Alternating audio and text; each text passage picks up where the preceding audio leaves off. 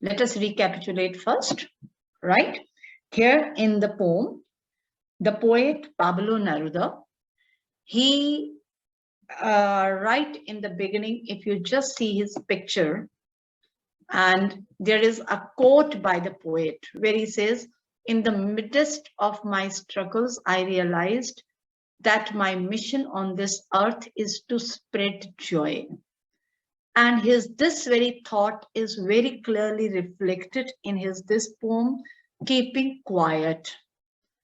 Keeping quiet, he suggests a universal language to the mankind on the earth.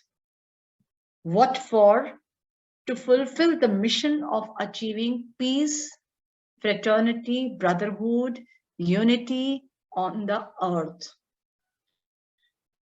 He says that he will count to 12, meaning 12 hours, 12 months, for a second in each hour. If the humans, they are quiet, meaning they are still, they are not moving, they are not doing anything. They are mentally and physically still.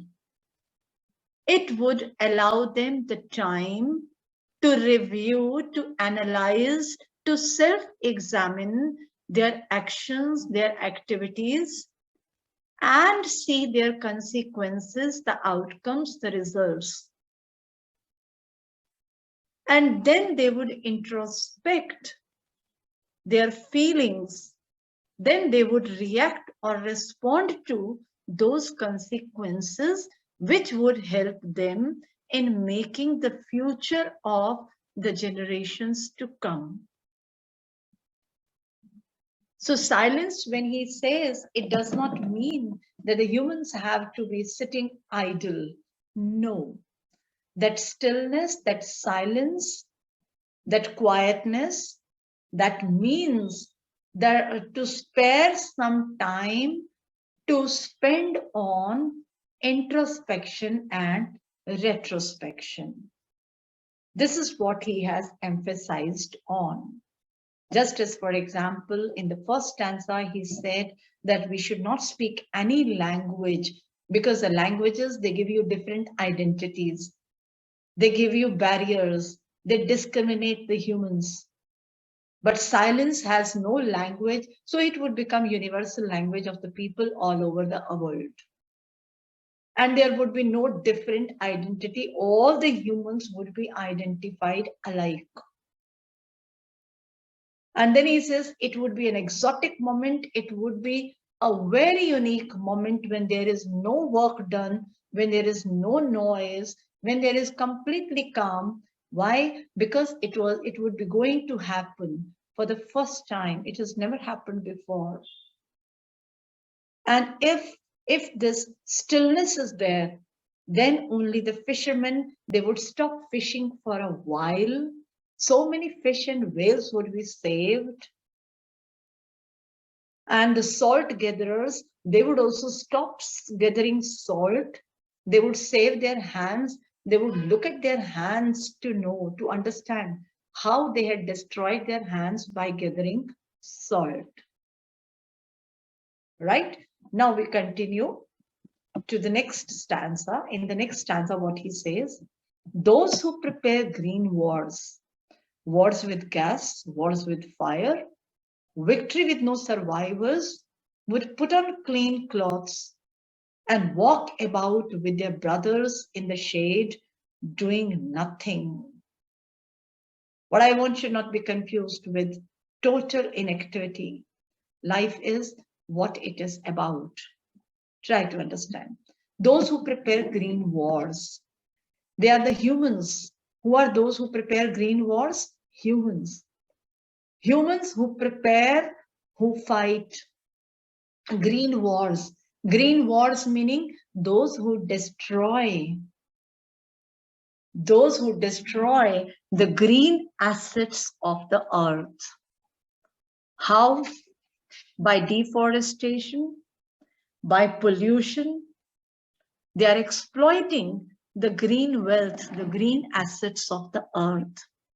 By deforestation, by pollution, by noise pollution. Wars with the gas, causing pollution.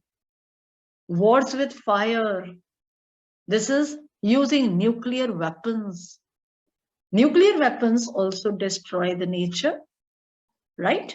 So those people who are exploiting the great green assets of nature by deforestation, by pollution, using nuclear weapons, fighting wars, and then victory with no survivors. They celebrate their victory that they are successful, but they do not understand that they have got this victory at the cost of survivors. Their fellow beings, so many fellow beings have been killed. You see, Kargil war, every year we people celebrate 29th July as Kargil Divas, right? But my heart cries out. Honestly speaking, Manish, my heart cries when I remember on every 29th July how more than 400 soldiers we have lost in that war. So we celebrate the victory, but we do not mourn the loss of so many people. That loss could be avoided. That loss could be saved. And still, you see, these governments of the countries, they have not learned a lesson. Still, they allow the young soldiers to be killed, and they themselves are sitting inside the luxury rooms. Right? So, this is what the man is doing, which is destroying peace. And the poet is raising his voice through this poem to establish peace. So he says that these humans, those who are fighting these wars, they celebrate victories, but they must understand that they are celebrating victories, but there are no survivors. Their fellow beings have been killed, that they could celebrate victory. So such people, they should put on clean clothes. They should put on clean clothes. They should put on new clothes. Why clean clothes? What has happened to their clothes? Their clothes have become stained. Stained with what? Stained with their activities which had been proved harmful. They have stained themselves, they have stained their clothes with the activities like deforestation, pollution, use of nuclear weapons, and the wars and using weapons in the wars. So they should put on new clothes. Meaning this new clothes refers to actually new approach towards life. They should have new approach towards life. They should have a positive mindset and walk about with their brothers in the shade. And they should join their brothers in the shade. Brothers in the shade, meaning those fellow soldiers who were their enemies. They should join them. They should walk with them as brothers, meaning all the enmities should be stopped. There should be no space for enmities. They should not do any such thing that it kills, that it gives the way to the killing of many other fellow beings, many other soldiers. If we keep silence, if we analyze the consequences of the war, if we analyze the atrocities of the humans on nature, then only we can understand what we have done to the world, what we have done to nature. Then only we would introspect what is to be done. Kargil has happened, so many years have gone. It had been a beautiful place. It is still beautiful. But When the Kargil war was going on, I had seen what has happened to Kargil. Oh my God. It was completely destroyed. Its natural beauty was completely destroyed in the war. So we the humans are responsible for that. We are responsible for these mistakes. So now do you understand that why we need retrospection and why we need an introspection? If we retrospect, then only we can introspect and we can achieve our mission of peace and brotherhood. Those across the border are also like us. Those across the border, they are also like us. There is no difference. But they fight against us because they have been told by their government, just as our soldiers fight against them because they have been told by our governments. So these politics of a country spoils the peace among the people. Actually, they have demarcated these with the boundaries. If all these boundaries are removed and we join each other, we walk with each other, there would be no enmity. And the world would be a beautiful place to live, where there would be peace prevailing, where there would be an air of brotherhood, fraternity, and unity. I hope it is clear.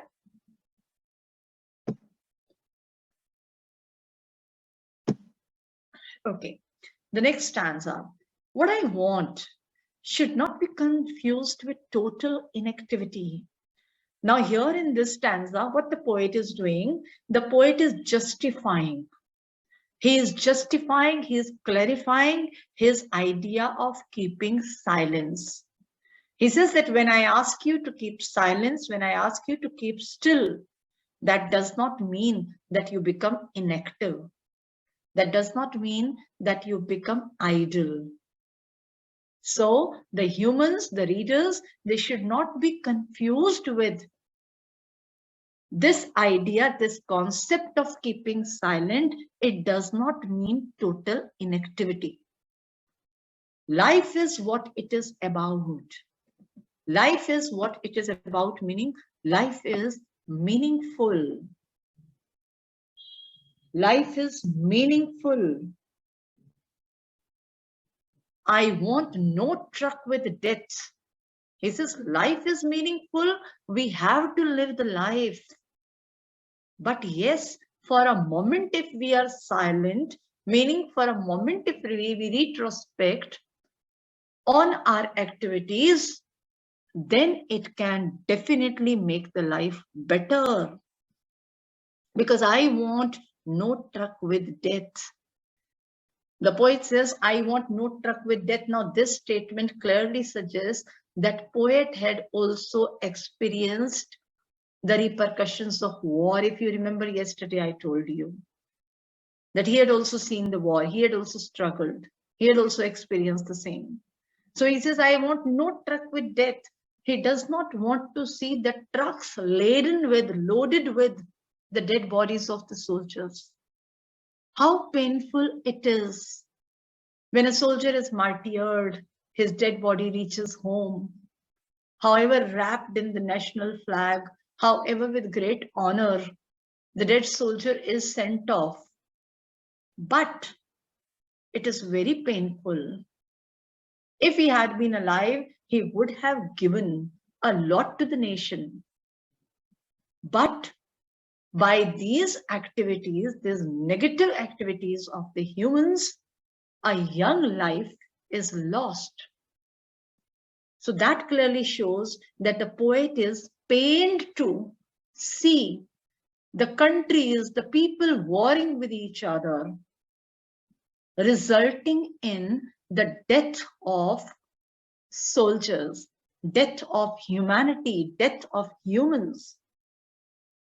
If we were not so single-minded about keeping our lives moving and for once could do nothing, Perhaps a huge silence might interrupt this sadness of never understanding ourselves and of threatening ourselves with death. Now try to understand. I will take you to the last two lines first, right? Then we will reconnect it. Never understanding ourselves. We, the humans, never understand ourselves, our actions. We never understand our actions. When we go for deforestation, when we clear the forest, we have the sole purpose of redevelopment. We have the sole development of the construction of buildings, industries. We never realize at that time that we are doing it at the cost of loss of natural resources. We are going to deprive our future generations of the natural resources that we had enjoyed. They would face the problems. We never think about it. We never understand. We never understand what we are doing is wrong. We never understand that we have to stop this. We never understand of threatening ourselves with death. We never understand what we are doing is actually threatening us with our death. It's a recent example before the world. This pandemic, this corona. Whosoever, we cannot say with full confirmation, but whosoever had experimented with this, he didn't know that the nations are going to die, that millions and billions and trillions of the humans have died because of their one experiment or negligence or whatever it is. But the results have been disastrous. The results have been fatal. So when we are doing those actions, we never realize. That's what the poet wants to say, that we should allow time, we should give some time to reflect upon it, to reflect upon our actions. And when we do not understand this, then what it means, we are selfish. We are single-minded. If we were not so single-minded meaning selfish. We, the humans, we were selfish. We are selfish. We are greedy. That's why we do not understand when we do our actions. We do not understand the consequences. We never foresee the consequences. We never foresee how much destruction it is going to cause, how much it is going to threaten the human life. We never understand this. So the poet says, if we were not so single-minded, if we were not so selfish and greedy, why the humans destroy the nature? Because humans think of themselves. Do they ever think of it that so many animals are going to lose their habitats? No, we don't think. Why today we find the leopards and the jaguars on the common roads? Because they have lost their habitats due to human activities. Why there is monkey menace in many colonies today? Because monkeys have lost their habitat as humans have cleared their forests. So they don't know where to live. So they would throng to our colonies. And today, when they come and disturb us, we call it a menace, without realizing that we, the humans, are responsible for it. We are so selfish. So the poet says, if we were not so single-minded, if we were not so selfish about keeping our lives moving, if we were not so selfish that we had been living our life the way we wanted, just to fulfill our own self-motives, and for once could do nothing, and we did nothing to stop. Nothing to stop the atrocity of humans on nature, atrocities of humans on other humans, and whatnot. Perhaps a huge silence. If we had not been selfish, then we would have maintained a silence. A huge silence, meaning silence universally, silence all over the world.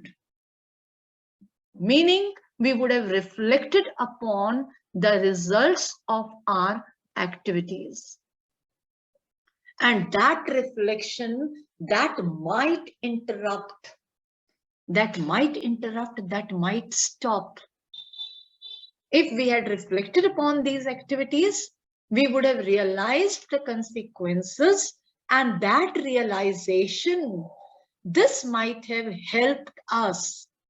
Might have interrupted, meaning this might have helped us, this might have stopped this sadness. What sadness? The consequences, the disastrous consequences, the disaster results that we are facing today. We are facing pollution. We are facing smog. Smog is not pollution, but this is also the result of human actions. We are facing diseases. We are facing depletion of trees. We are facing the decrease of the natural resources. These results, these are causing us sad. These are making us sad. When we look at these, that how these are being affected, they affect our life and we become sad. And if we had maintained a huge silence, meaning if we had reflected upon the results of our activities, it would have helped us to get rid of that sadness. To get rid of that sadness, meaning it would have helped us to get rid of these disastrous consequences. Perhaps we would have stopped pollution. Perhaps we would have stopped diseases.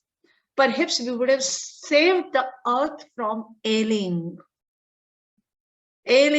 at the human hands. Perhaps we would have understood ourselves. Perhaps we would not have allowed ourselves to be threatened by the death in the form of fatal diseases. I hope it is clear. Threatening ourselves with death, that is fear of death. Right? We have the fear of death every time. The pandemic, it scares us. The very thought of pandemic, it gives us the fear of death. We cannot go out, we cannot walk free. We are not able to enjoy the movement outside. Why? Because of the fear of death, because of Corona, because of COVID-19. And we ourselves are responsible. This could be avoided if we had maintained silence, if we had reflected upon, if we had retrospected on our activities, on our actions, and we had thought how to overcome these challenges, how to stop it, how to do a betterment for the human society. I hope it is clear. Now here in the last part of the poem, in the last stanza, the poet is giving a suggestion, the poet is giving an advice. In the previous other stanzas, the poet has made an appeal to the readers. But here, okay, just a minute. All right. But here, the poet is giving an advice. Somebody has said, it's never, it's better late than never. It's better late than never. So we should learn a lesson. What advice the poet gives? Perhaps the earth can teach us, as when everything seems dead and later proves to be alive. The poet says we have to learn a lesson from the earth. Earth represents nature. When the poet says earth, it means nature. We should learn a lesson from nature. Still there, what he means to say, the poet is very optimistic. He says, still there is the time to learn. Still there is the time to learn. Still there is the time to rectify our mistakes. Everything is not finished yet. Nature can teach us as when everything seems dead. You see that how nature gives us hope for the betterment. How it is? You see that there are seasons in nature. In winter season, everything freezes, everything is cold, everything gets frozen. There comes autumn, the leaves shed down. But do they remain dead and decayed? No. Soon after that, spring season comes and the life begins again. The nature renews and rejuvenates. The new leaves come again and the life begins, the activity begins in nature. The seeds germinate, the plants grow, the animals are happy. They come out of their hidings, they move out freely. And they start with activities, and the whole earth is abuzz with the activities of nature. So that's what we have to learn from the nature, that if we have lost something, then we have to regain it. How? By checking ourselves, by analyzing our activities, and by deciding and choosing what we should do and what we should not. So all these things which seemed dead and later proves to be alive, meaning later on after some time, you find that they are alive again, meaning how when the spring comes, all the new life comes, new leaves grow, new saplings grow, seeds germinate, the animals come out of their hides, animals and the birds. So the nature starts with rejuvenation and renewal. And the same renewal can happen with the human activities also in a positive way. That's what the poet has tried to tell here, that we should learn from nature. Now I'll count up to 12 and you keep quiet and I'll go. The poet is very hopeful and he says, I'll count up to 12. He'll count up to 12. And then he says that I'll give you time to keep quiet. Please think about it, that you have to keep silence. Please think about it, that you have to reflect upon your activities. Please think about it, that the humans, they have to retrospect about their actions and consequences. And then decide how to overcome the challenges and the problems, and how to understand. And I will go. Where is he going? I will go, meaning he will go and spread the message of peace, brotherhood, unity among one and all over the earth. He will spread joy among the people.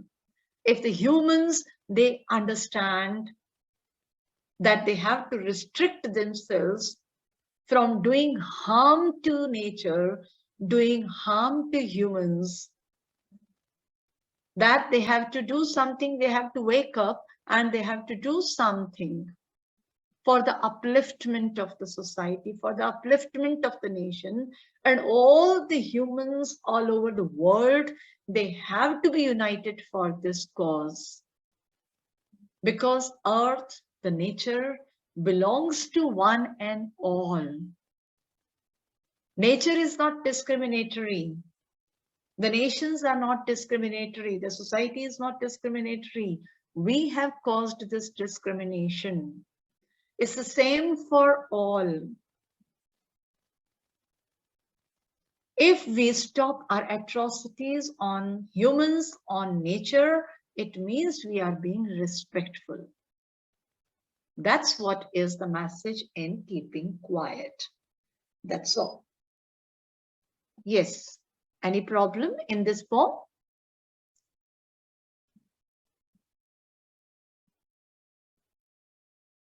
Any problem? The questions are clear?